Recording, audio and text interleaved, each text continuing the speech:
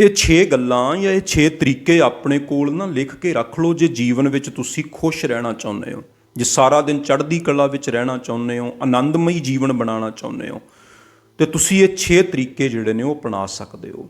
ਪਹਿਲਾ ਤਰੀਕਾ ਹੈ ਕਿ ਹੁਕਮ ਵਿੱਚ ਰਹਿਣਾ, ਪ੍ਰਮਾਤਮਾ ਦੇ ਭਾਣੇ ਵਿੱਚ ਰਹਿਣਾ ਔਰ ਉਹਦਾ ਸਦਾ ਹੀ ਸ਼ੁਕਰ ਕਰਦੇ ਰਹਿਣਾ।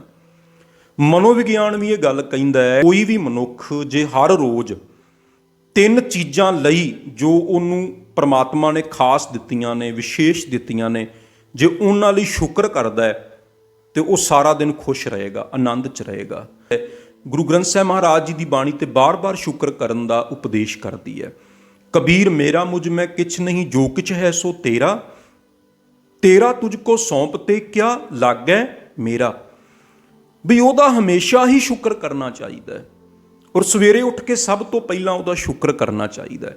ਔਰ ਜੇ ਤੁਸੀਂ ਵੀ ਰੋਜ਼ ਇਹ ਤਰੀਕਾ ਅਪਣਾਉਂਦੇ ਹੋ, ਪਰਮਾਤਮਾ ਦੇ ਹੁਕਮ 'ਚ ਰਹਿੰਦੇ ਹੋ, ਜੋ ਕੁਝ ਵੀ ਤੁਹਾਡੇ ਜੀਵਨ 'ਚ ਹੁੰਦਾ ਉਹਨੂੰ ਭਾਣਾ ਸਮਝ ਕੇ ਮੰਨਦੇ ਹੋ, ਜਿੱਥੇ ਵੀ ਤੁਹਾਨੂੰ ਵਾਹਿਗੁਰੂ ਨੂੰ ਰੱਖਿਆ ਹੈ, ਤੇ ਤੁਸੀਂ ਇਹੀ ਕਹਿੰਦੇ ਹੋ ਸਦਾ ਕਿ ਜਿੱਥੇ ਪ੍ਰਮਾਤਮਾ ਨੇ ਰੱਖਿਆ ਠੀਕ ਰੱਖਿਆ, ਔਰ ਜੋ ਤੁਹਾਨੂੰ ਦਿੱਤਾ ਹੈ ਉਹਦੇ ਲਈ ਸ਼ੁਕਰ ਕਰਦੇ ਹੋ, ਤੇ ਤੁਹਾਡਾ ਸਾਰਾ ਦਿਨ ਆਨੰਦ ਨਾਲ ਨਿਕਲੇਗਾ, ਚੜ੍ਹਦੀ ਕਲਾ ਨਾਲ ਨਿਕਲੇਗਾ। ਕਿਉਂਕਿ ਜੋ ਕੁਝ ਸਾਡੇ ਕੋਲ ਹੈ ਨਾ, ਉਹ ਵੀ ਕਈਆਂ ਦੇ ਲਈ ਸੁਪਨਾ ਹੈ। ਜੋ ਕੁਝ ਸਾਨੂੰ ਰੱਬ ਨੇ ਦਿੱਤਾ ਹੈ ਨਾ, ਉਹ ਸਾਰੀ ਦੁਨੀਆ ਕੋਲ ਬਹੁਤ ਸਾਰੇ ਇਸ ਤਰ੍ਹਾਂ ਦੇ ਮਨੁੱਖ ਨੇ ਦੁਨੀਆ ਦੇ ਵਿੱਚ ਜਿਨ੍ਹਾਂ ਕੋਲ ਹੋ ਸਕਦਾ ਉਹਨਾਂ 'ਚੋਂ ਕੋਈ ਚੀਜ਼ ਨਾ ਹੋਵੇ ਜੋ ਤੁਹਾਡੇ ਕੋਲ ਹੈ। ਤੇ ਇਸ ਕਰਕੇ ਇਹ ਸਮਝ ਕੇ ਸ਼ੁਕਰ ਕਰਨਾ ਚਾਹੀਦਾ ਹੈ ਕਿ ਜੋ ਮੈਨੂੰ ਰੱਬ ਨੇ ਦਿੱਤਾ ਹੈ ਉਹ ਵੀ ਕਈਆਂ ਦੇ ਲਈ ਸੁਪਨਾ ਹੈ।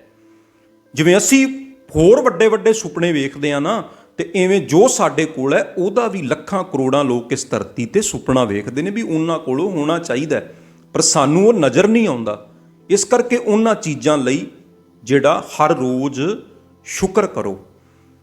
ਦੂਜਾ ਤਰੀਕਾ ਹੈ ਕਿ ਸਾਨੂੰ ਵਰਤਮਾਨ ਵਿੱਚ ਜਿਉਣਾ ਚਾਹੀਦਾ ਹੈ। ਮਨੁੱਖ ਦਾ ਸੁਭਾਅ ਕੀ ਹੈ? ਮਨੁੱਖ ਜਾਂ ਤੇ ਨਾ ਬੀਤ ਚੁੱਕੀਆਂ ਯਾਦਾਂ ਦੇ ਵਿੱਚ ਗਵਾਚਿਆ ਰਹਿੰਦਾ ਹੈ, ਤੇ ਜਾਂ ਫਿਰ ਆਉਣ ਵਾਲੇ ਸਮੇਂ ਦੀ ਚਿੰਤਾ ਦੇ ਵਿੱਚ ਡੁੱਬਿਆ ਰਹਿੰਦਾ ਹੈ। ਪ੍ਰੈਜੈਂਟ ਵਿੱਚ ਤੇ ਅਸੀਂ ਜਿਉਂ ਹੀ ਨਹੀਂ ਪਾਉਂਦੇ। ਜਦੋਂ ਤੁਸੀਂ ਬੜੇ ਖੁਸ਼ ਹੁੰਦੇ ਹੋ ਨਾ, ਬੜੇ ਆਨੰਦ 'ਚ ਹੁੰਦੇ ਹੋ, ਤੁਸੀਂ ਕਦੇ ਗੌਰ ਕਰਕੇ ਵੇਖਿਓ, ਉਦੋਂ ਤੁਸੀਂ ਪ੍ਰੈਜੈਂਟ ਟਾਈਮ ਦੇ ਵਿੱਚ ਹੋਵੋਗੇ, ਜਦੋਂ ਪੂਰੇ ਆਨੰਦ ਦੇ ਵਿੱਚ ਹੋਵੋਗੇ। ਔਰ ਜੇ ਅਸੀਂ ਪਛਤਾਵਿਆਂ ਦੇ ਵਿੱਚ ਗਵਾਚੇ ਹੋਏ ਹਾਂ, ਤੇ ਉਹ ਸਮਝ ਲਓ ਅਸੀਂ ਭੂਤਕਾਲ ਦੇ ਵਿੱਚ ਡੁੱਬੇ ਹੋਏ ਹਾਂ। ਔਰ ਜੇ ਚਿੰਤਾਵਾਂ 'ਚ ਡੁੱਬੇ ਹੋਏ ਹਾਂ, ਤੇ ਅਸੀਂ ਭਵਿੱਖ ਦੇ ਵਿੱਚ ਗਵਾਚੇ ਹੋਏ ਹਾਂ। ਨਾ ਭੂਤਕਾਲ ਸਾਡੇ ਹੱਥ 'ਚ ਹੈ, ਕਿਉਂਕਿ ਉਹ ਸਮਾਂ ਲੰਘ ਗਿਆ, ਉਹਨੂੰ ਦੁਬਾਰਾ ਵਾਪਸ ਨਹੀਂ ਅਸੀਂ ਲਿਆ ਸਕਦੇ, ਉਹ ਤੇ ਬੀਤ ਗਿਆ। ਫਿਰ ਉਹਦੇ ਲਈ ਅੱਜ ਨੂੰ ਵੀ ਕਿਉਂ ਖਰਾਬ ਕਰੀਏ? ਤੇ ਜਿਹੜਾ ਹਾਲੇ ਆਇਆ ਨਹੀਂ ਉਹ ਵੀ ਸਾਡੇ ਹੱਥ ਵਿੱਚ ਨਹੀਂ, ਕਿਉਂਕਿ ਉਹ ਹਾਲੇ ਆਇਆ ਹੀ ਨਹੀਂ, ਔਰ ਉਹਦੇ ਲਈ ਫਿਰ ਅੱਜ ਨੂੰ ਕਿਉਂ ਖਰਾਬ ਕਰੀਏ? ਇਸ ਕਰਕੇ ਪ੍ਰੈਜ਼ੈਂਟ ਵਿੱਚ ਜਿਉਵੋ, ਅੱਜ ਦੇ ਵਿੱਚ ਜਿਉਵੋ, ਜਿਹੜਾ ਹੁਣ ਦਾ ਪਲ ਹੈ ਉਹਦੇ ਵਿੱਚ ਜਿਉਵੋ। ਪਰ ਜਿਹੜੇ ਸਾਡੇ ਵਿਚਾਰ ਨੇ ਉਹ ਵਿੱਚ ਰੁਕਾਵਟ ਬਣ ਜਾਂਦੇ ਨੇ, ਕਿਉਂਕਿ ਵਿਚਾਰ ਜਿਹੜੇ ਹੁੰਦੇ ਨੇ ਹਮੇਸ਼ਾ ਉਹ ਜਾਂ ਹੁੰਦੇ ਹੀ ਭੂਤਕਾਲ ਬਾਰੇ ਨੇ ਜਾਂ ਭਵਿੱਖ ਬਾਰੇ ਹੁੰਦੇ ਨੇ, ਜਾਂ ਉਹ ਪਛਤਾਵੇ ਦੇ ਹੋਣਗੇ ਜਾਂ ਚਿੰਤਾਵਾਂ ਨਾਲ ਭਰੇ ਹੋਣਗੇ। ਸੋ ਇਸ ਕਰਕੇ ਅੱਜ ਵਿੱਚ ਜਿਉਣਾ, ਇਹੀ ਆਪਣੇ ਆਪ ਦੇ ਵਿੱਚ ਆਨੰਦ ਵਿੱਚ ਜਿਉਣਾ ਹੈ। ਵਰਤਮਾਨ ਵਿੱਚ ਜਿਉਣ ਦੀ ਕੋਸ਼ਿਸ਼ ਕਰਨੀ ਚਾਹੀਦੀ ਹੈ। ਤੀਜਾ ਤਰੀਕਾ ਹੈ ਜੀ, ਤੁਲਨਾ ਨਾ ਕਰੋ। ਤੁਹਾਨੂੰ ਰੱਬ ਨੇ ਬਿਲਕੁਲ ਯੂਨੀਕ ਬਣਾਇਆ, ਤੁਹਾਨੂੰ ਵੱਖਰਾ ਬਣਾਇਆ। ਰੱਬ ਨੇ ਵੱਖਰੀ ਸ਼ਕਲ ਦਿੱਤੀ ਹੈ, ਵੱਖਰੇ ਫਿੰਗਰਪ੍ਰਿੰਟਸ ਦਿੱਤੇ ਨੇ, ਵੱਖਰੀ ਆਵਾਜ਼ ਦਿੱਤੀ ਹੈ, ਵੱਖਰਾ ਕੱਦ ਕਾਠ ਦਿੱਤਾ ਹੈ, ਵੱਖਰਾ ਰੂਪ ਰੰਗ ਦਿੱਤਾ ਹੈ, ਵੱਖਰੇ ਵਿਚਾਰ ਦਿੱਤੇ ਨੇ। ਇਸ ਕਰਕੇ ਕਿਸੇ ਨਾਲ ਤੁਲਨਾ ਕਿਉਂ ਕਰੀਏ? ਜਿਹੜੇ ਫੁੱਲ ਨੇ ਨਾ, ਉਹ ਭਾਵੇਂ ਜੰਗਲਾਂ 'ਚ ਹੋਣ, ਪਹਾੜਾਂ 'ਚ ਹੋਣ, ਉਹ ਹਮੇਸ਼ਾ ਹੀ ਖਿੜੇ ਰਹਿੰਦੇ ਨੇ, ਔਰ ਉਹ ਤਾਂ ਹੀ ਸਾਰਿਆਂ ਨੂੰ ਚੰਗੇ ਲੱਗਦੇ ਨੇ ਕਿਉਂਕਿ ਉਹ ਕਦੇ ਕਿਸੇ ਨਾਲ ਤੁਲਨਾ ਨਹੀਂ ਕਰਦੇ। ਜਿਹੜਾ ਗੁਲਾਬ ਦਾ ਫੁੱਲ ਹੈ ਨਾ, ਉਹ ਗੇਂਦੇ ਵੱਲ ਵੇਖ ਕੇ ਕਦੇ ਨਹੀਂ ਸੋਚਦਾ ਵੀ ਮੈਂ ਗੇਂਦਾ ਬਣ ਜਾਵਾਂ। ਉਹ ਗੁਲਾਬ ਹੈ, ਉਹ ਗੁਲਾਬ ਹੈ, ਕਿਉਂਕਿ ਉਹ ਗੁਲਾਬ ਹੋਣ ਦੇ ਵਿੱਚ ਹੀ ਤੇ ਵਿਸ਼ੇਸ਼ ਹੈ ਨਾ, ਉਹਦਾ ਵੱਖਰਾਪਨ ਹੀ ਤੇ ਉਹਦੀ ਖੂਬਸੂਰਤੀ ਹੈ। ਜੇ ਹੁਣ ਇੱਕ ਬਾਗ ਵਿੱਚ ਸਾਰੇ ਇੱਕੋ ਵਰਗੇ ਹੀ ਫੁੱਲ ਹੋ ਜਾਣ, ਉਹ ਬਾਗ ਕਦੇ ਸੋਹਣਾ ਨਹੀਂ ਲੱਗ ਸਕਦਾ, ਉਹ ਬਗੀਚਾ ਕਦੇ ਸੋਹਣਾ ਨਹੀਂ ਲੱਗ ਸਕਦਾ। ਵੱਖਰੇ ਵੱਖਰੇ ਫੁੱਲਾਂ ਕਰਕੇ ਹੀ ਖੂਬਸੂਰਤੀ ਹੈ। ਗੇਂਦਾ ਇਸ ਕਰਕੇ ਸੋਹਣਾ ਲੱਗਦਾ ਹੈ ਕਿਉਂਕਿ ਉਹ ਅਲੱਗ ਹੈ। ਹੁਣ ਜੇ ਗੇਂਦਾ ਕਵੇ ਵੀ ਮੈਂ ਕਮਲ ਦਾ ਫੁੱਲ ਬਣ ਜਾਵਾਂ, ਮੈਂ ਮੋਤੀਏ ਦਾ ਫੁੱਲ ਬਣ ਜਾਵਾਂ, ਮੈਂ ਗੁਲਾਬ ਬਣ ਜਾਵਾਂ, ਨਹੀਂ, ਉਹ ਉਹਦੀ ਭੁੱਲ ਹੋਏਗੀ। ਪਰ ਮਨੁੱਖ ਤੇ ਹਮੇਸ਼ਾ ਹੀ ਚਾਹੁੰਦਾ ਹੈ, ਮਨੁੱਖ ਕਦੇ ਨਹੀਂ ਚਾਹੁੰਦਾ ਕਿ ਮੈਂ ਜੋ ਹਾਂ ਉਹ ਬਣ ਜਾਵਾਂ। ਔਰ ਆਨੰਦ ਉਹਦੇ ਵਿੱਚ ਹੈ ਜੋ ਅਸੀਂ ਹੈਗੇ ਆ ਉਹ ਬਣ ਜਾਈਏ, ਉਹਦੇ ਚੋਂ ਲੱਭੀਏ, ਨਾ ਕਿ ਦੂਜਿਆਂ ਵਰਗੇ ਬਣਨ ਦੀ ਕੋਸ਼ਿਸ਼ ਕਰਦੇ ਰਹੀਏ। ਔਰ ਜਦੋਂ ਅਸੀਂ ਦੂਜਿਆਂ ਵਰਗੇ ਬਣਨ ਦੀ ਕੋਸ਼ਿਸ਼ ਕਰਦੇ ਹਾਂ ਉਦੋਂ ਸਾਡੇ ਅੰਦਰ ਬੇਚੈਨੀ ਪੈਦਾ ਹੁੰਦੀ ਹੈ, ਉਦੋਂ ਮਨ ਅਸ਼ਾਂਤ ਹੁੰਦਾ ਹੈ। ਔਰ ਕਦੇ ਵੀ ਅਸੀਂ ਕਿਸੇ ਵਰਗੇ ਬਣ ਨਹੀਂ ਸਕਦੇ। ਜਿਵੇਂ ਦਾ ਸਾਨੂੰ ਰੱਬ ਨੇ ਬਣਾਇਆ ਉਵੇਂ ਦਾ ਹੀ ਬਣ ਕੇ ਰਹਿਣਾ ਚਾਹੀਦਾ। ਉਹ ਹੀ ਵੱਖਰਾਪਣ ਹੈ, ਉਹਦੇ 'ਚ ਹੀ ਆਨੰਦ ਹੈ। ਕਦੀ ਤੁਸੀਂ ਵੇਖਿਆ ਕੋਈ ਪੰਛੀ ਦੂਜੇ ਵਰਗਾ ਬਣਨ ਦੀ ਕੋਸ਼ਿਸ਼ ਕਰਦਾ ਹੋਵੇ, ਕੋਈ ਪਸ਼ੂ ਦੂਜੇ ਪਸ਼ੂ ਵਰਗਾ ਬਣਨ ਦੀ ਕੋਸ਼ਿਸ਼ ਕਰਦਾ ਹੋਵੇ? ਸ਼ੇਰ ਦੇ ਆਪਣੇ ਗੁਣ ਨੇ, ਹਾਥੀ ਦੇ ਆਪਣੇ ਗੁਣ ਨੇ, ਬਾਜ ਦੇ ਆਪਣੇ ਗੁਣ ਨੇ, ਇੱਕ ਛੋਟੀ ਜਿਹੀ ਚਿੜੀ ਦੇ ਆਪਣੇ ਗੁਣ ਨੇ, ਇੱਕ ਛੋਟੀ ਤੋਂ ਛੋਟੀ ਜਿਹੜੀ ਕੀੜੀ ਵੀ ਹੈ ਨਾ ਉਹਦੇ ਵੀ ਆਪਣੇ ਗੁਣ ਨੇ। ਇਸ ਕਰਕੇ ਤੁਲਨਾ ਦੇ ਵਿੱਚ ਨਹੀਂ ਪੈਣਾ ਚਾਹੀਦਾ। ਜੋ ਕੁਝ ਰੱਬ ਨੇ ਦਿੱਤਾ ਹੈ, ਜਿਵੇਂ ਦਾ ਬਣਾਇਆ, ਜਿਵੇਂ ਦੇ ਹੈਗੇ ਆ, ਉਹਦੇ 'ਚ ਹੀ ਆਨੰਦ ਮਹਿਸੂਸ ਕਰਨਾ ਚਾਹੀਦਾ ਹੈ।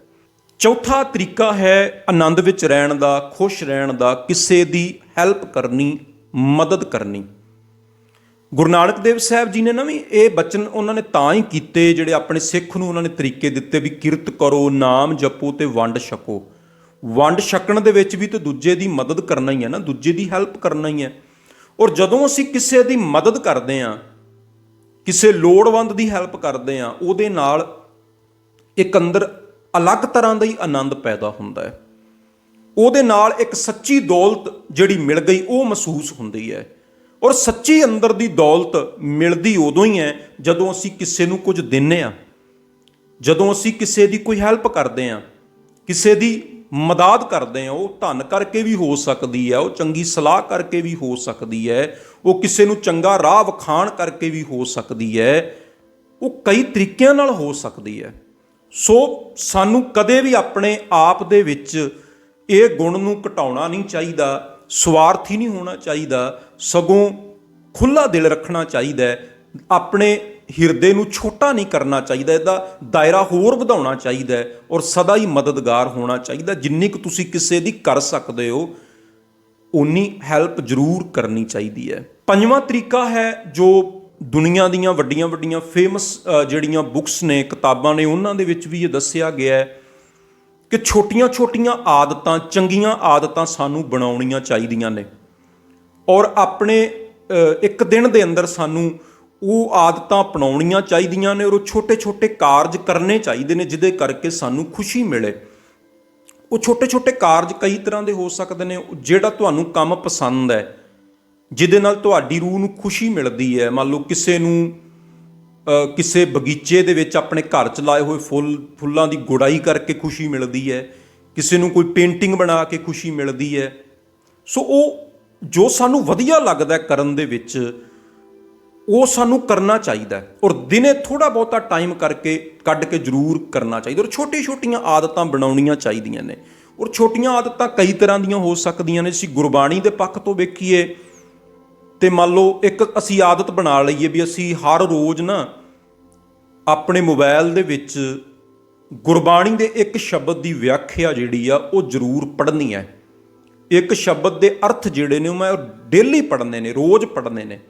ਇੱਕ ਸ਼ਲੋਕ ਜਿਵੇਂ ਕਬੀਰ ਸਾਹਿਬ ਦਾ ਲੈ ਲਿਆ ਜਾਂ ਬਾਬਾ ਫਰੀਦ ਸਾਹਿਬ ਦਾ ਇੱਕ ਸ਼ਲੋਕ, ਉਹਦੇ ਮੈਂ ਰੋਜ਼ ਅਰਥ ਪੜ੍ਹਨੇ ਨੇ। ਫਿਰ ਅੱਗੇ ਗੁਰੂ ਤੇਗ ਬਹਾਦਰ ਸਾਹਿਬ ਜੀ ਦੇ ਸ਼ਲੋਕ ਨੇ, ਜਾਂ ਤੁਸੀਂ ਜਪਜੀ ਸਾਹਿਬ ਤੋਂ ਸ਼ੁਰੂ ਕਰ ਸਕਦੇ ਹੋ ਵੀ ਮੈਂ ਇੱਕ ਪੌੜੀ ਦੇ ਅਰਥ ਡੇਲੀ ਆਪਣੇ ਕੰਮ ਤੇ ਜਾਣ ਤੋਂ ਪਹਿਲਾਂ, ਸਕੂਲ ਜਾਣ ਤੋਂ ਪਹਿਲਾਂ, ਕਾਲਜ ਜਾਣ ਤੋਂ ਪਹਿਲਾਂ, ਜਾਂ ਕੁਛ ਵੀ ਤੁਸੀਂ ਜੋਬ ਆਦਿ ਕਰਦੇ ਹੋ ਤੇ ਉਹ ਮੈਂ ਜ਼ਰੂਰ ਪੜਾਂਗਾ।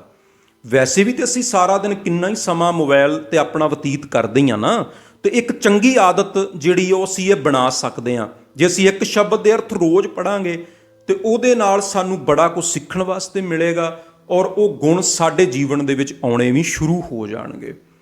ਸੋ ਇਹ ਆਦਤ ਅਪਣਾ ਸਕਦੇ ਹਾਂ। ਜਾਂ ਵੀ ਮੈਂ ਡੇਲੀ 10 ਤੋਂ 15 ਮਿੰਟ ਇਕਾਂਤ ਵਿੱਚ ਬਵਾਂਗਾ, ਆਪਣੇ ਆਪ ਦੇ ਨੇੜੇ ਬਵਾਂਗਾ, ਜਿੱਥੇ ਕੋਈ ਟੀਵੀ, ਕੋਈ ਮੋਬਾਈਲ, ਕੋਈ ਅਖਬਾਰ ਨਹੀਂ, ਆਪਣੇ ਨੇੜੇ ਬਹਿਣ ਦੀ ਕੋਸ਼ਿਸ਼ ਕਰਾਂਗਾ। ਇਹ ਵੀ ਇੱਕ ਚੰਗੀ ਆਦਤ ਬਣ ਸਕਦੀ ਹੈ।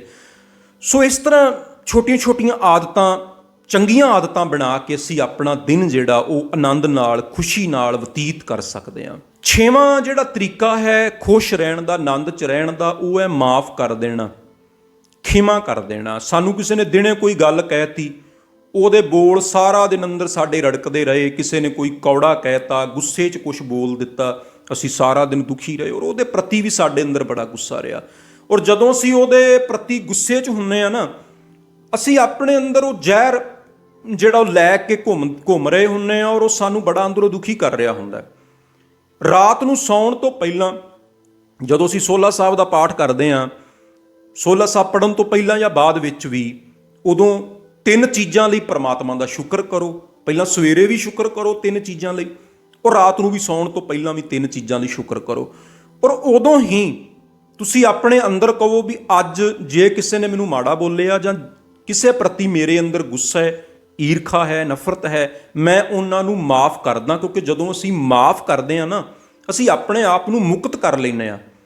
ਔਰ ਤੁਸੀਂ ਇਹ ਤਕਨੀਕ ਕਦੇ ਅਪਣਾ ਕੇ ਵੇਖਿਓ, ਤੁਹਾਡੇ ਅੰਦਰ ਕਿਸੇ ਪ੍ਰਤੀ ਗੁੱਸਾ ਹੈ, ਤੁਹਾਡੇ ਨਾਲ ਕੋਈ ਲੜ ਪਿਆ, ਕਿਸੇ ਨੇ ਕੁਝ ਬੁਰਾ ਕਹਿ ਦਿੱਤਾ, ਤੁਹਾਡੇ ਅੰਦਰ ਉਹਦੇ ਪ੍ਰਤੀ ਬੜਾ ਕ੍ਰੋਧ ਹੈ, ਤੁਸੀਂ ਨਾ ਰਾਤ ਨੂੰ ਸੌਣ ਤੋਂ ਪਹਿਲਾਂ ਉਹਨੂੰ ਮਾफ़ ਕਰ ਦਿਓ, ਅੰਦਰੋਂ ਹੀ ਮਾफ़ ਕਰ ਦਿਓ ਵੀ ਮੈਂ ਉਹਨੂੰ ਮਾफ़ ਕਰਦਾ। ਮੈਂ ਜਿੰਨੇ ਖਿਆਲ ਸੀਗੇ ਉਹਦੇ ਬਾਰੇ ਬੁਰੇ ਗੁੱਸੇ ਵਾਲੇ, ਮੈਂ ਉਹਨਾਂ ਨੂੰ ਕੱਢਦਾ ਔਰ ਅਗਲੀ ਸਵੇਰ ਤੋਂ ਮੈਂ ਇਸ ਬਾਰੇ ਬਿਲਕੁਲ ਵੀ ਨਹੀਂ ਸੋਚਾਂ, ਕਿਉਂਕਿ ਮੈਂ ਮਾਫ਼ ਕਰਤਾ। ਜਦੋਂ ਮਾਫ਼ ਕਰਦੇ ਆ ਨਾ, ਖਿਮਾ ਕਰ ਦਿੰਦੇ ਆ, ਉਦੋਂ ਸਾਰਾ ਦਾ ਸਾਰਾ ਬੋਝ ਹਲਕਾ ਹੋ ਜਾਂਦਾ ਹੈ। ਉਦੋਂ ਅਸੀਂ ਮੁਕਤ ਹੋ ਗਏ ਉਹਨਾਂ ਸਾਰੀਆਂ ਗੱਲਾਂ ਤੋਂ, ਕਿਉਂਕਿ ਉਹ ਬੋਝ ਅਸੀਂ ਲਾਹ ਦਿੱਤਾ, ਉਹਨਾਂ ਗੱਲਾਂ ਤੋਂ ਹੀ ਅਸੀਂ ਮੁਕਤ ਹੋ ਗਏ। ਸੋ ਮਾਫ਼ ਕਰ ਦੇਣਾ, ਖਿਮਾ ਕਰ ਦੇਣਾ ਆਪਣੇ ਆਪ ਵਿੱਚ ਬੜਾ ਵੱਡਾ ਗੁਣ ਹੈ। ਅਸੀਂ ਅਰਦਾਸ ਵਿੱਚ ਰੋਜ਼ ਪੜ੍ਹਦੇ ਹਾਂ ਨਾ ਵੀ ਦੇਖ ਕੇ ਅੰਨ ਡਿੱਠ ਕੀਤਾ, ਤੇ ਗੁਰੂ ਸਾਹਿਬ ਜੀ ਨੇ ਵੀ ਸਾਨੂੰ ਇਹੀ ਸਿਖਾਇਆ ਹੈ ਕਿ ਕਿਸੇ ਦੀ ਭੁੱਲ ਨੂੰ, ਕਿਸੇ ਦੀ ਗਲਤੀ ਨੂੰ ਮਾਫ਼ ਕਰ ਦੇਣਾ। ਸੋ ਇਹ ਆਪਣੇ ਆਪ ਵਿੱਚ ਬੜਾ ਵੱਡਾ ਗੁਣ ਹੈ। 6 ਤਰੀਕੇ ਅਪਣਾ ਕੇ ਤੁਸੀਂ ਆਪਣਾ ਜੀਵਨ ਆਨੰਦਮਈ ਬਣਾ ਸਕਦੇ ਹੋ ਔਰ ਸਾਰਾ ਦਿਨ ਚੜ੍ਹਦੀ ਕਲਾ 'ਚ ਲੰਘਾ ਸਕਦੇ ਹੋ। ਭੁੱਲਾਂ ਚੁੱਕਾਂ ਦੀ ਮਾफ़ੀ। ਵਾਹਿਗੁਰੂ ਜੀ ਕਾ ਖਾਲਸਾ, ਵਾਹਿਗੁਰੂ ਜੀ ਕੀ ਫਤਿਹ।